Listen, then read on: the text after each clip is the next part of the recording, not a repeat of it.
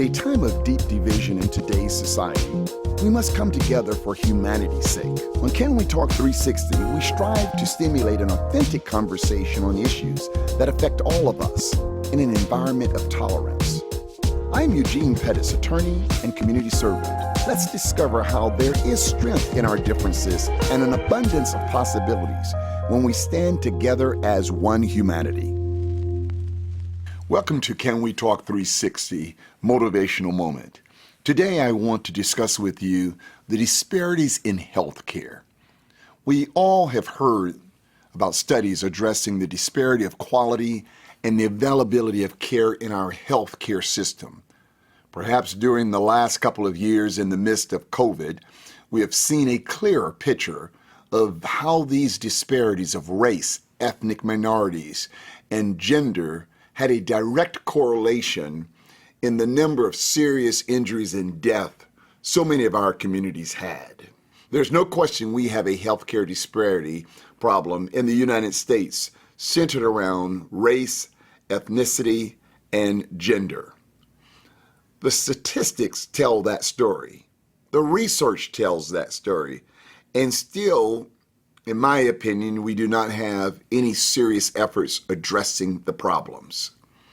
The statistics can't be denied. In looking at some of our reliable resources here in the United States, according to the National Center for Health Statistics, just for a simple sample, the prevalence of diagnosed diabetes was 12.3% for Hispanics, 10.1% for Blacks, and 7.4% for non-Hispanic white adults. High blood pressure, another common factor in our healthcare system, is more common in Black adults, 56%, than in white adults, 48%. Asian adults, 46%, and Hispanics adults down to 39%. Another area of breast cancer among women of ages 50 to 74. 5.5% of women within that age group have been told that they had breast cancer. Non-Hispanic white women are among the most likely to have been told that they had breast cancer at 6.1, compared with Hispanic women at 3.1 and Black women at 4.5. With regard to gender disparities, there have been countless studies. I've reviewed them and many of you have reviewed them that have concluded that men are diagnosed earlier than women in many clinical healthcare areas, and the gap would likely extend further for women of color. We know that the disparity, that particular disparity, is not due to women being less attentive to their healthcare. The fact of the matter is they're more attentive than us men when it comes to healthcare. However, medicine often does not recognize how different diseases and disorders are experienced and presented differently between men and women.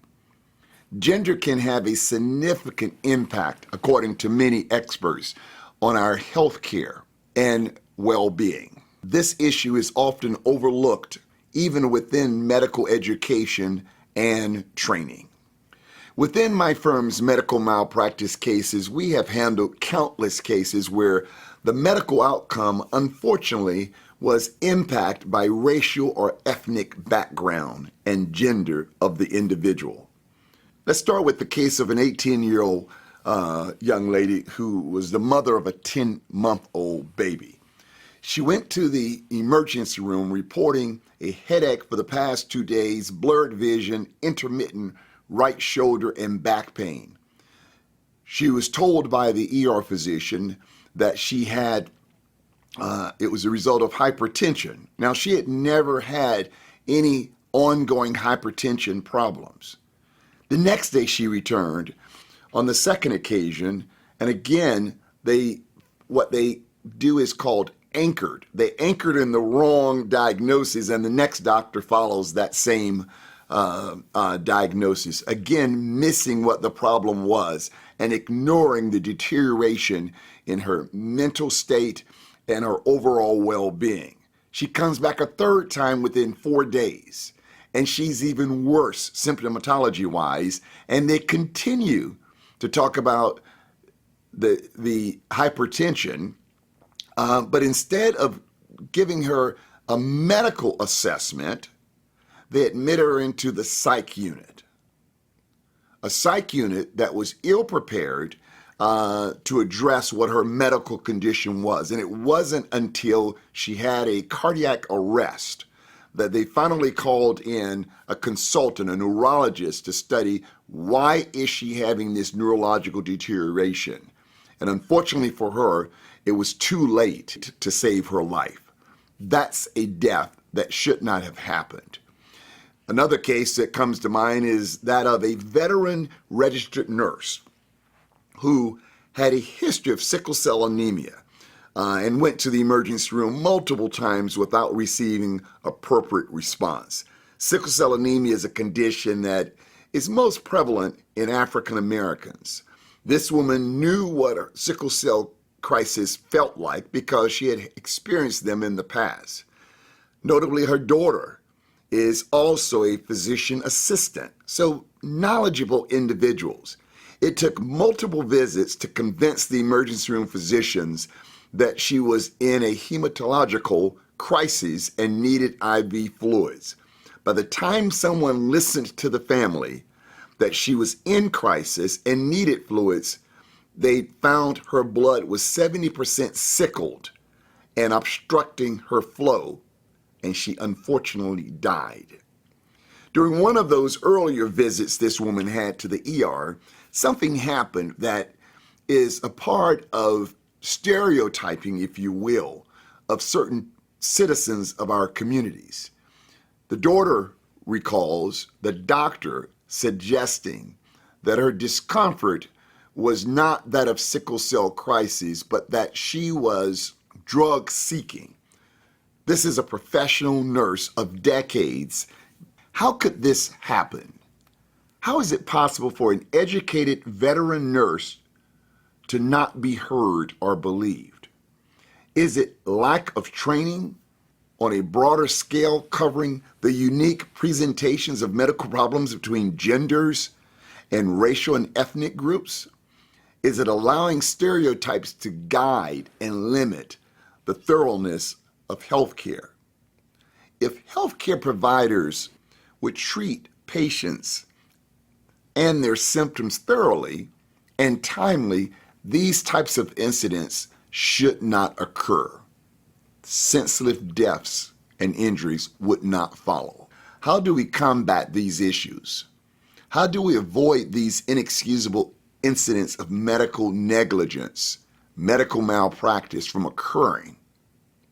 What is it that our listeners to this podcast can do to avoid this happening to you or a family member?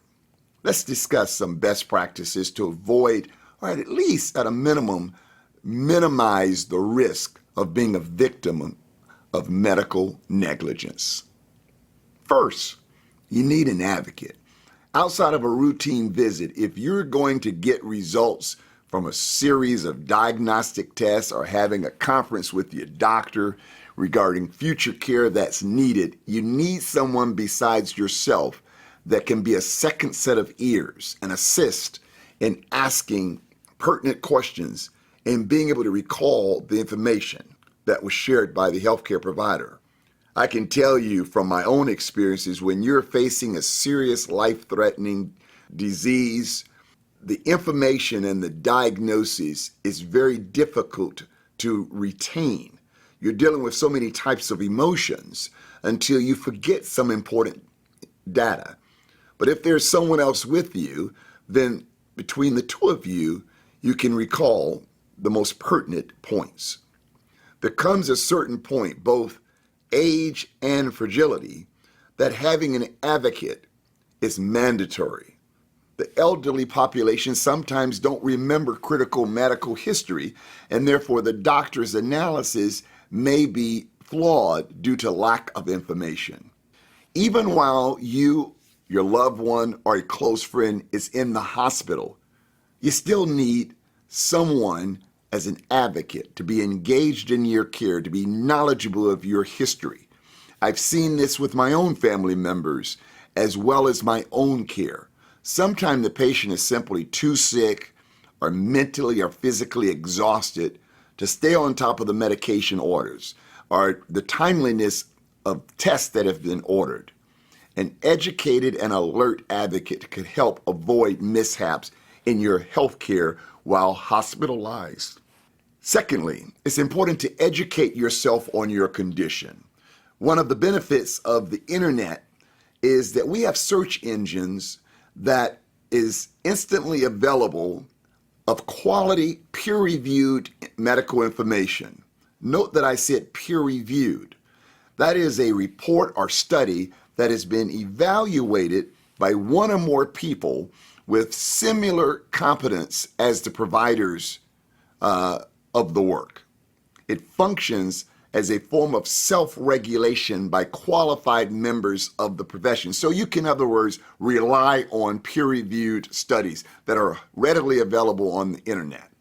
If you have been given a diagnosis or even a suspicion of your condition, it's important that you educate yourself on what the condition entails. What are the symptoms? What are my treatment options? What are the outcomes and the risks? Those types of questions. And while we rely on training and expertise of our healthcare providers, we play a critical role in our own healthcare. And the only way that we can be at our best is that we put the time in to understand what's going on with our bodies. The third tip is speak up and ask questions. It's imperative that if we don't understand what the doctor is telling us, then we seek clarification. Tell your doctor to speak layman's language. That is, use words that everyday persons can understand so that you will know what the doctor is talking about. Do not leave a doctor's appointment without understanding the status of your condition and your health. Even if you were in the hospital and your doctor or other consultants are coming in and assessing you, still do the same thing. Make inquiries of what's happening, what their impressions are, so that you will understand and be informed, which enhances your outcome. Fourth, don't delay in attending to your health.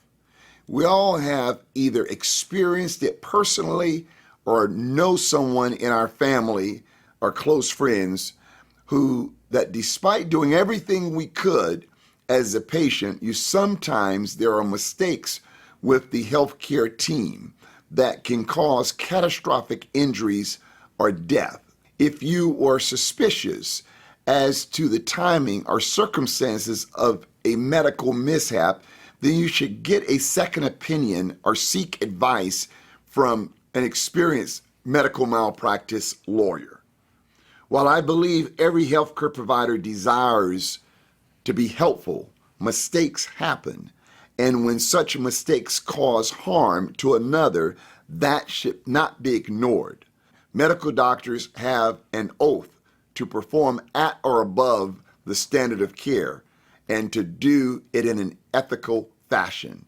Don't accept anything less. And lastly, trust your instincts. You know your body better than anyone, at least to the extent of what normal feels like.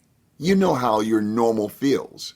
If something does not feel normal, and it persists over a matter of days, do not delay in getting medical evaluation. One of the most critical elements of surviving the most serious medical conditions we have in society is addressing it in a timely fashion. Delays can lead to unnecessary permanent injury and even death. Ignoring it will not make it go away. In my own case, when I was shared with you all during my healing journey of 2021 with my lymphoma cancer, I received a sensation, fleeting sensation into my leg while exercising. And I felt it the first time, and a week or so later, I felt it a second time. By late January, I had a diagnosis of my stage 4 lymphoma. My doctor told me that I had 1 to 2 months before I would have been in serious trouble. Just imagine how easily it would have been to let my schedule dominate my response to it and say, I'll get to it later. Sometimes we don't have later. Some of you may already have an experience where something went wrong in your care or the care of someone you care about. If it's too late to avoid the harm due to medical malpractice, and you or a loved one is convinced that something went wrong, you should seek counsel of a lawyer that you trust. My firm has had many cases where our clients brought suspicions that they had about their care, and it was proven true. Through our extensive legal experience, our medical team's investigations, and team of experts, we have uncovered the cause of injuries and deaths resulting from medical mishaps. So I remind you, we must get back to making and attending to our doctor's appointments. It can be a matter of life or death. Thank you so much for joining me in this motivational moment. The law firm of Halitzer, Pettis & Schwam is a proud sponsor of the Can We Talk 360 podcast. Our firm handles medical malpractice, wrongful death, catastrophic personal injury litigation, and workers' compensation matters. We pride ourselves in being advocates for justice on behalf of those who have been seriously injured. For decades, we've taken the lead in making your case our priority. It's who we are. It's who we'll always be. Halitzer, Pettis & Schwam. Serious injuries, proven results. Thank you for listening to today's episode of Can We Talk 360. I sincerely hope that you were inspired to seize this moment in time and take real action towards change. Remember, all change begins with a conversation. Be sure to tune in every month for more fascinating discussions and motivational food for the soul. Please share with your friends, family, and colleagues. Follow me on Facebook, Instagram, and YouTube at Can We Talk 360, and visit us on the web at www.canwetalk360.com.